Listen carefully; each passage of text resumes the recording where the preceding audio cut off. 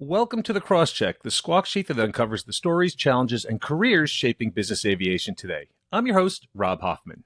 And I'm Ian Lumpp. Today we're joined by J.K. Kenworthy, Sales Director for the Americas at CAE. J.K.'s aviation journey spans continents, and his current role places him at the forefront of pilot training innovation in a time of profound industry change.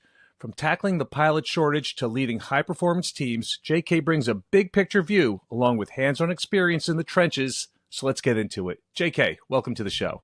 Thank you for having me, gents. Could you share with us a little bit about your aviation background and kind of growing up in an aviation family? Yeah, absolutely. So, very early age, I was introduced to aviation by my father. He was in commercial aviation. My mother was in commercial aviation. My wife is in commercial aviation, or was in commercial aviation. My sister is. So, from a very, very early age, was introduced to this incredible industry. And I guess there was only ever one pathway that I would eventually go down. I mean, it feels like this was preordained. Exactly. Exactly. All right. So clearly you're surrounded by aviation, commercial specifically, top to bottom. So when did you finally get your first taste in the business world? Yeah, so as soon as I graduated college, I knew that aviation was the pathway that I wanted to go down. And fortunately, I fell into business aviation. And I say fortunately because it's been a fantastic career since I fell into the industry. But I was with World Fuel Services in 2011, then eventually went to VistaJet, and then I found myself at CAE for the last 11 or so years. So what were you doing specifically? Talk to us a little more about your roles at World Fuel and VistaJet. Yeah, so World Fuel Services, I was an operations coordinator, so arranging fuel releases for operators, both business aviation, commercial aviation, and military around the world, providing a little bit of more sales support as well for inactive accounts. And then I realized that I kind of had a bit of a travel bug, never had the opportunity to take a year out after I graduated, so wanted to have the opportunity of living abroad. Accepted a position with VistaJet in Austria, in Salzburg, Austria, which then relocated to Malta, and then decided that Malta wasn't the greatest fit for me, and then decided to move back to the UK and take the job with CAE.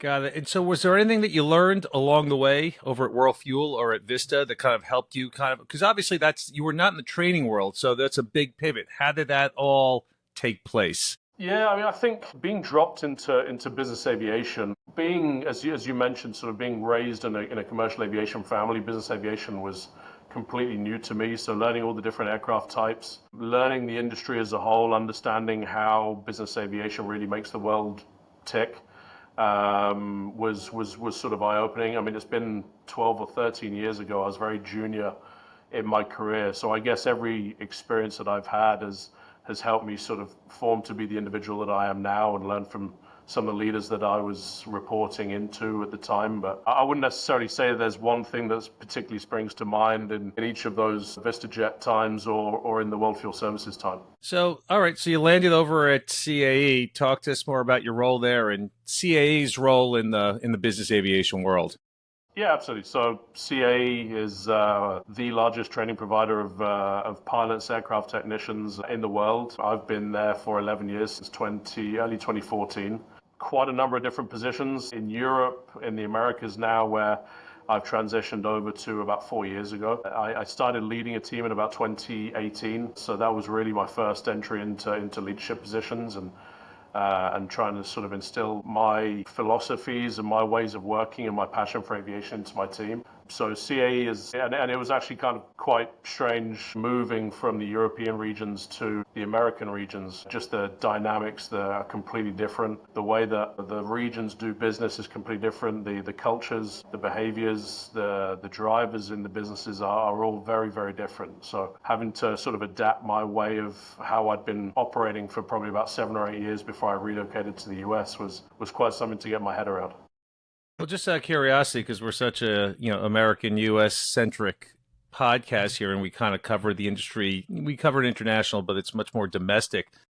Obviously, you said there's a lot of differentiators there. Who's doing it better? I would say the US. I've thoroughly enjoyed being in the US. I mean, this is the home of business aviation, and we've seen the trickle-down effect to the rest of the Americas. I mean, the US is really central to everything that happens in the Americas. So I would say the US no one does business aviation better than the US. One of the other things that I'll add is Europe is probably a little bit more environmentally friendlier than the Americas side of things, and what we would potentially call in Europe overindulgence. But a private jet is overindulgent regardless of who it's for and what it's for. There's a negative connotation that comes with that.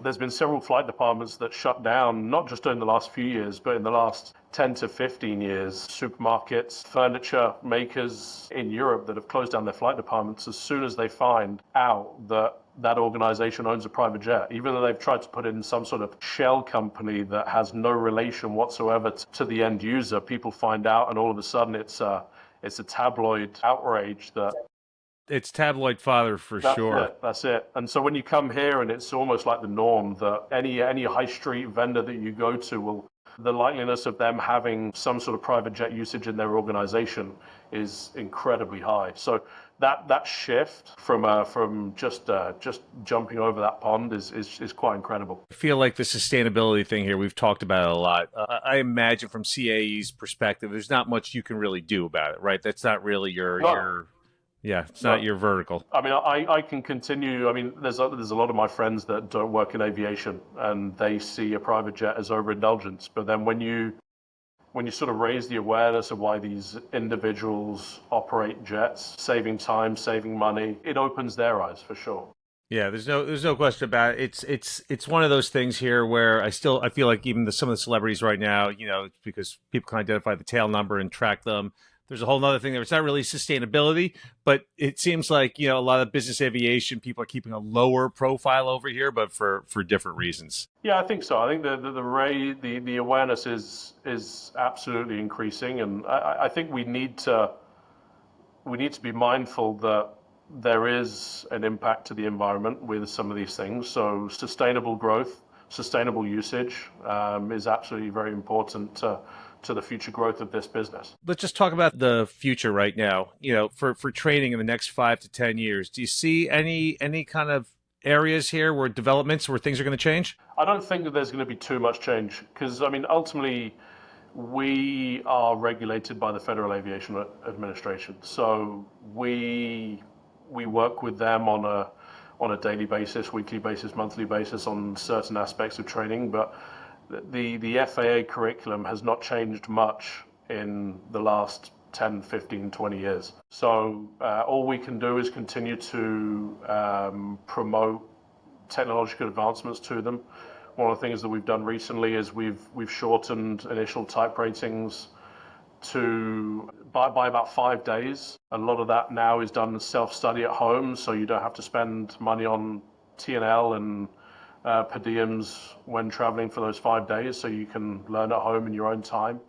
So I think there's certainly more that we can do on that front and see how we can go to more remote learning for some of the ground school aspects. But from a training perspective, all we can continue to do is increase the fidelity of our devices, which are already incredible, and deploy more virtual reality, more augmented reality, provide a better customer experience in terms of some of the portals that we implement, building training centers closer to where our operators are. So over the last 2 years, I think it is now, over the last 2 years, we've opened up 3 new training centers in the Americas alone: Las Vegas, Savannah, and Orlando. So we recognize that we're the smaller of the 2 training providers in the US, but we're quickly catching up for sure. That's awesome. Now, obviously, so everything you're saying here sounds like it's going to be status quo for the next several years. Just out of curiosity, AAM, Advanced Air Mobility, is it too soon right now to even talk about that? So I know that there's a department within our organization that works with that. I know that we have done some incredible work in developing some of these augmented reality training devices. We've partnered with a lot of the OEMs. We've just announced a recent partnership with Eve from Embraer. We've got Volocopter and other big OEMs across the world that we've partnered with. When they're ready, we'll be ready as well. Wonderful. Let's open the aperture a little bit now and just talk about the current landscape of pilot demand in business aviation. There's a workforce shortage right now, and you guys are involved in training.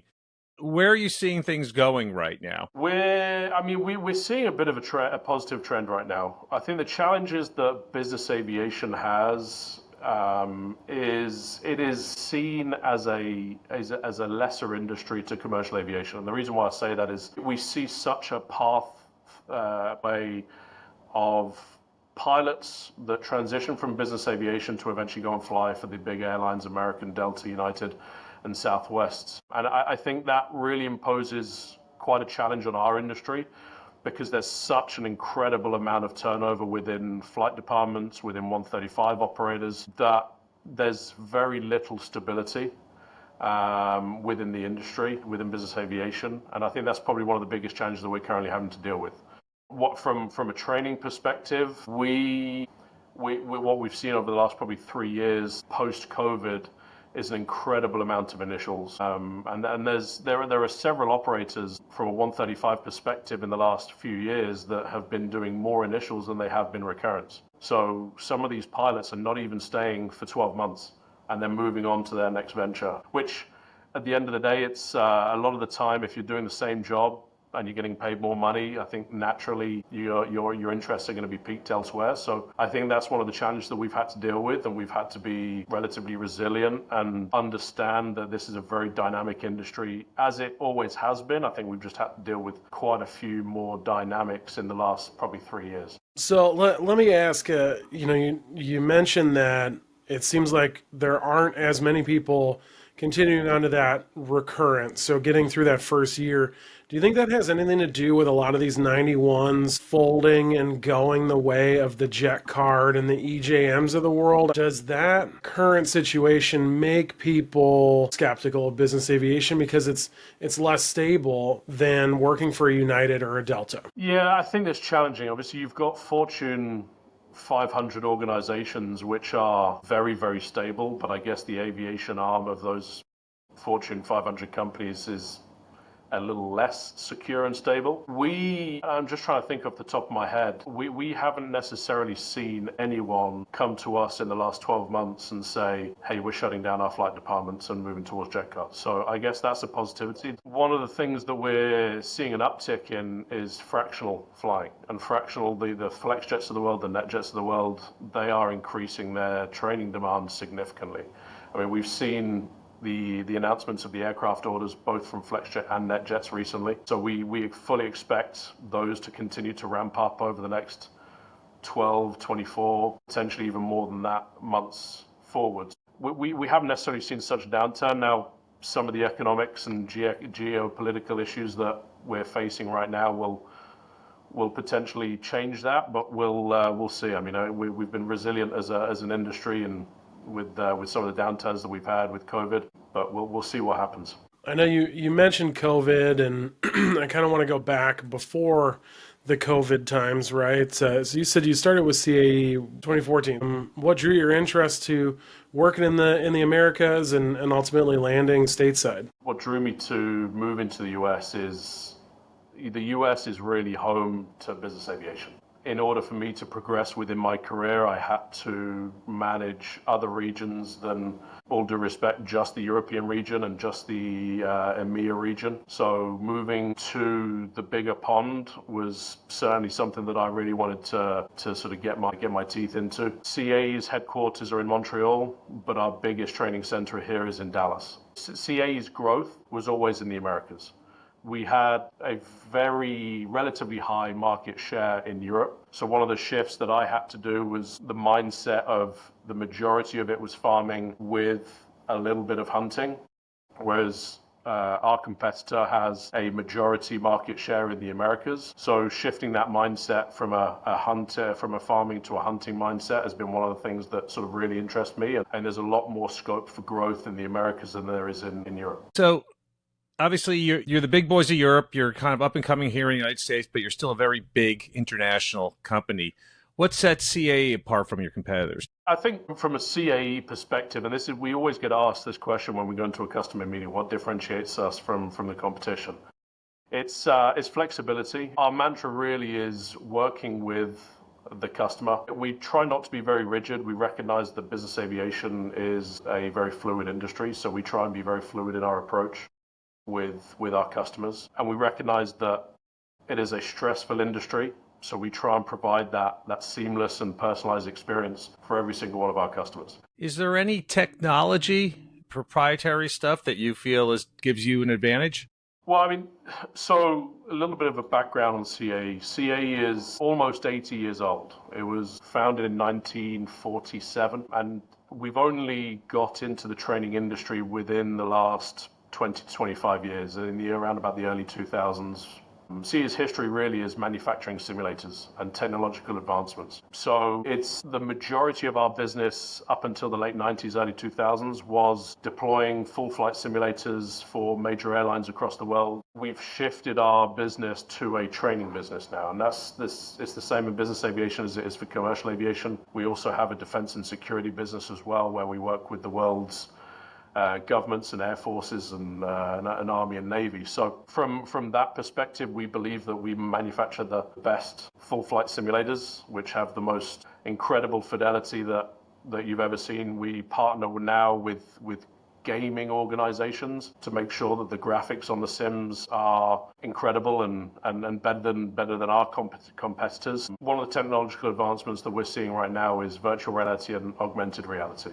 So our engineering teams in Montreal are working on the next gen of full flight simulators with mixed reality. So whether they are full motion sims with virtual reality goggles, we're already implementing virtual reality training devices now in our maintenance teams. So they have the ability to have non-intrusive training on aircraft. So they have the ability to go into some of the systems on the aircraft. And that's where the augmented reality comes in, right? When you're training on an actual aircraft. I was wondering how it works from a pilot training perspective. I didn't quite see it. For maintenance training, it makes perfect sense. Yeah, and we're looking at it with pilot as well. So one of, obviously, the most valuable part and the most costly part of our training curriculum is the time that a student spends in a simulator.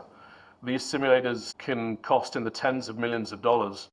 So the least amount of time that we have our students on the simulators spending time just sort of familiarizing yourself with the cockpit layout and some of the different aspects of the cockpit. We're now implementing recent partnership with Apple, with the Apple Vision Pro. So you stick the Apple Vision Pro goggles on, you have the ability to really get familiar with the cockpit before you get into the full flight sim itself. And obviously, with some of the training slot shortages that we've had over the last sort of 3 years with the boom that we've had post-COVID, the least amount of time that we can spend on the simulator allows us then to be able to provide more training and more capacity to all of our customers. So when you and I met last and kind of had a chat over a cocktail, a lot of what we talked about was the future of business aviation outside of the cockpit and the maintenance side of the world. You know, remote workforce, current work ethic shifts and things that people are dealing with. And I know you've got a pretty good team so far, but like, what are you putting into your workforce and how do you see the challenges ahead with those? A couple of different aspects that I'll approach this from. It's the training and the retention of our existing workforce, which I think is key. We're getting together in a couple of weeks as a 85, 90 strong sales organization for the Americas. And we're doing our annual sales offsite. So we're getting everybody into Dallas, aligning everybody's expectations, promoting our vision as a leadership team to the entire team, doing workshops, understand how we can improve the efficiencies. And I think the team gets so much value out of that. It reinvigorates them for the year ahead, which I think really does have a serious impact on retention. The other piece that I'll say from a new talent acquisition perspective, for us, we haven't necessarily looked at hiring anybody from business aviation. We've looked within the industry to try and find individuals.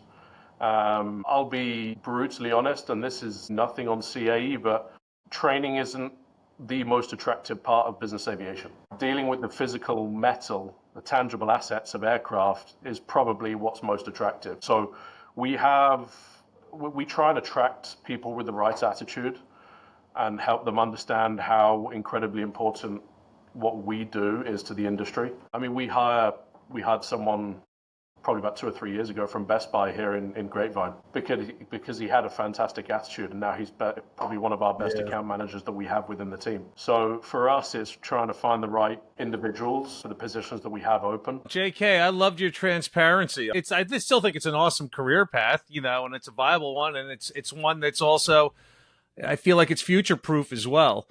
selling jets is one of those boom bust type of, industries over here. It seems like training is a little more stable, but maybe I'm mistaken about that. What's your take? It is very stable, and the fact that we're a public company on both the New York Stock Exchange and the Toronto Stock Exchange. I mean, everybody can see our financials, so it's a very good business to be in. Yeah, I mean, it's certainly not the sexiest industry to be in, but it's certainly a very interesting industry to. Stability speaks volumes as well. Does. Sometimes sexy is fun, but stability appeals to a lot of people as well. I can guarantee you, as soon as you step into one of these sim halls where you've got 6 or 7 different full flight simulators all functioning at the same time, you sort of stick your head into one of them, and it is incredibly exciting. I think those simulators are amazing. I mean, they should be amusement park rides. They're just too expensive, obviously, the B1. If you can open up your doors to the general public, those things would be flying 24/7.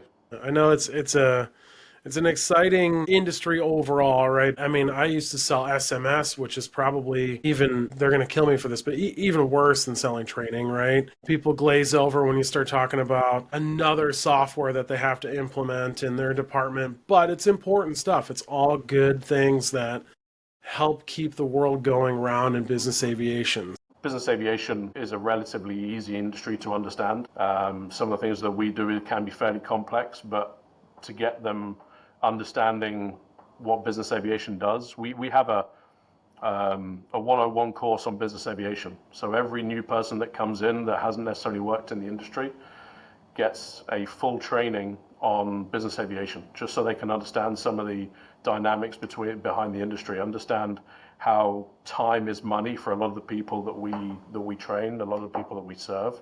So I think that's really where the biggest mindset from a new talent acquisition perspective is. And I think one of the things that we've missed maybe in the last couple of years is really trying to find hungry individuals that want to do the best thing for them. So we're going to go out to a couple of colleges, understand whether there's any. We're going to launch an intern program for our sales organization. So we're going to look to hire probably about 4 or 5 interns for our sales organization here in the Americas. We'll go to the Embry-Riddles of the world and understand whether there's someone that wants to come into our organization and learn this part of the industry, and then hopefully we'll develop some talent, which hopefully will then foster into incredible individuals in the industry. It's kind of funny, JK, because a month or two ago we had Jennifer Pickerel, who's in talent acquisition, and brought her on the show. It was really fascinating podcast. One of the interesting subjects for me anyway was when we brought up diversity. DEI. It's kind of like a 4-letter word these days. But she really had a really great way of turning it on its head. And she talked about how business aviation is a little bit of an incestuous industry. Everyone needs to check all of these boxes, and that's the only person that we'll consider. And sometimes that diversity means just bringing someone from outside, someone who does not have the traditional path to get them to where they are. And not everyone's going to be the right fit for it, but sometimes you'd be amazed at how, with just a little retraining, and whether they're coming from the commercial aviation world or even outside of aviation altogether, they can still bring a lot of net positives along with them to kind of help the overall organization. Yeah, no, absolutely. Yeah, it seems easier, and I mean, this is my experience too, and that's why I asked, right? I came into business aviation from the outside. I had no idea what an FBO was 12 years ago, but I had a good work ethic, and I had a good attitude, and it was easier to teach me business aviation than it was to teach me how to sell. Well, at the end of the day, we get our fix by being able to go and visit customers, get invited to their hangars, step onto the jets, and see how some of these corporate flight departments and 135 operators really, I mean, some of the places that we've been able to go to is just incredible. You step into these Taj Mahals of hangars and see how you could eat your dinner off the floor of some of these hangars. They're so pristine. It's just incredible. And I mean, don't get me started on the golf tournaments that we get to run around to and meet people at too. There's a lot of sexiness to being part. I think you're right about that, Ian and JK. I don't know. You guys are doing a really poor job of saying this isn't a cool segment of the industry. Well, I think the networking piece is the biggest piece of it, really, and it's how Ian and I got connected through YoPro and some of the different events that we've been at together. One of the biggest shifts for me when I moved from Europe over to the Americas was my networking pool disappeared completely. I couldn't lean on some of the relationships that I developed in Europe. And 4 years ago, almost this month, I moved to the US and I started afresh. I had to sort of get my hands dirty and sort of put myself out there again. Joined North Texas Business Aviation Association, have been on the board now for three and a bit years, 3.5 years on the board there, just trying to build my network, and then just constant networking at some of these events that Ian mentioned, some of the golf events, some of the MBAA events in and around some of the shows that they put on. So it's been difficult, but it's been incredible just building up an entire new network. I think my network is actually stronger here after 4 years than it was in Europe after being in the industry for 8 years. I think sometimes you can get complacent, especially when you're much more in the biz dev space. You don't have to hunt anymore and just kind of waiting for the business to come to you and, work on those relationships. And it's a little easier. You got to really stick your neck out to go and find new clients. But, it's always in any industry when you're starting fresh with sales, either in a new territory or new vertical. Yeah, you got to start from scratch again. So that's always the toughest part. But I guess after 4 years here, you would label your trip over here a success. Absolutely, yeah. There's no looking back. Obviously, family's a big part of it, and they'd probably be the only reason why I would ever head home. That and my sports teams back in the UK, but that's it. Oh yeah, there's not a ton of excitement in Dallas these days for sports teams, so I'm sure you're still cheering for your favorite football team across the pond there. I do want to shift gears a little bit here and get personal. You've said this before, and I've felt it in our interactions, but your passion is infectious, right? And as a leader of a business development team in business aviation, that's a hard thing to come by sometimes. But what keeps you inspired every day in this industry to keep that passion? It's relatively easy. I can remember as an 8-year-old going to the Airbus factory in Toulouse and taking delivery of a brand new A321 jet that the airline that my father was working for ordered. So for me, it's been so easy to stay engaged when working in this industry. As you said, I hope that my passion is infectious and that my team buys into that. If a little bit of my passion rubs off on my team, then I'm doing an okay job. So for me, if they can see that I'm engaged, I'm passionate, there's a strong likelihood that they're going to be also on that same road and want to do well for themselves and want to do well for the business and want to do well for their leader. So for me, it's an incredibly easy one to get up in the morning, go to work and work in an industry that I just love talking about. Talking with aircraft owners about buying new jets, talking about with operators about onboarding new aircraft. So for me, it's incredibly easy to stay engaged. Okay, so that's a wrap for today's episode of The Crosscheck. A huge thanks to J.K. Kenworthy for sharing his global insights and passion for aviation and leadership. A reminder to follow us on LinkedIn, like, subscribe, and be sure to share with your friends or colleagues. Your review or feedback is greatly appreciated and helps us spread the word. Any subject you'd like us to cover, just leave it in the comments below. We will see you all next week with a new episode of The Crosscheck.